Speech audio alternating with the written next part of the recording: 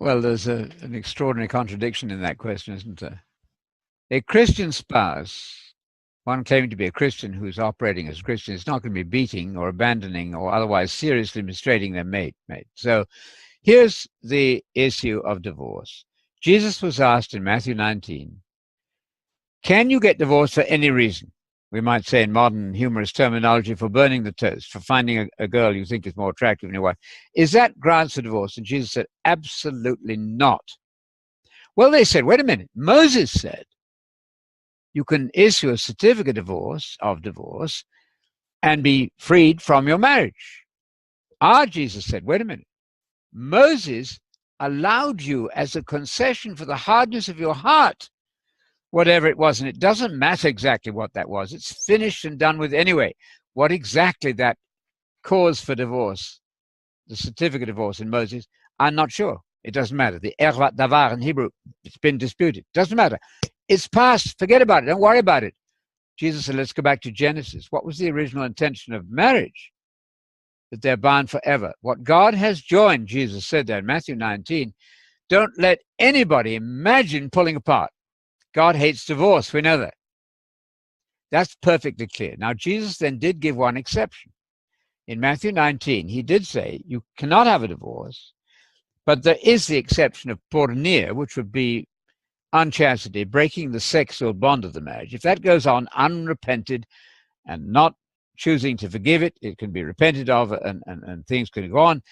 But supposing it is not repented of and continued, then the spouse who's been offended against has a right to divorce. He gives that one exception. Important point is this. Jesus was not asked about separation. He wasn't asked, can we have a separation for any reason? No. The question is, can we have a divorce? If you're divorced, you're not married. So there is legal divorce.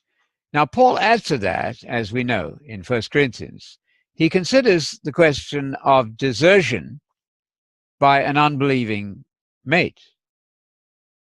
But first of all, Paul says, if you have two believers, they're both Christians, and heaven forbid, they should separate for a while, let them not marry someone else, but rather get reconciled. That's the ideal.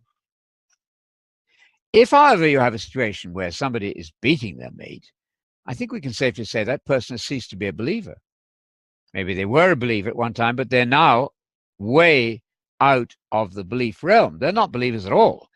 They've denied the faith and are worse than heathen, as Peter might say. Hebrews chapter 10 is the passage that deals with that. Hebrews chapter 6.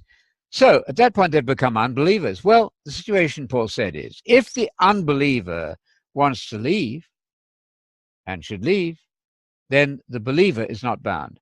So I think the believer has the right there to let that person go, insist that they do go, because you cannot be beaten in your own home. You've got to get out to escape for your life. Then the unbelieving partner leaves, and that is a valid reason, I think, for divorce, and therefore a valid reason. If all attempts at reconciliation fail, and that's where you start, if they all fail, then a person is free, I would say, to marry again. That is fundamentally not what Paul said. She must remain unmarried to somebody else, that is, right? She mustn't get married to somebody else, but her option is to get reconciled and return to her husband. That's quite clear. He's there addressing two believers. They have no right to divorce. That's quite clear. Reconciliation is the option, or remaining separate until that can happen. But when it says that she must remain unmarried, it doesn't mean she's automatically divorced. It might have meant that in the Roman Empire, but Paul is not interested in the Roman rules. Paul is saying, I don't have a direct word from Jesus on this. However, he's an apostle and he claims to have apostolic authority, so we take it as from Jesus. I believe I have the spirit of Jesus, he says elsewhere. So I accept this as scripture. Paul, I'm telling you, if you've got a brother who has a wife who is not a believer, or vice versa, and she's willing to live with him, then he must not divorce her. You must not. And if a woman has a husband, the other way around, who is not a believer and he's willing to live with her, she must not divorce him. For the unbelieving husband has been sanctified through his wife. Okay, the unbelieving partner there is being, in some sense, sanctified by the faith of the husband or wife.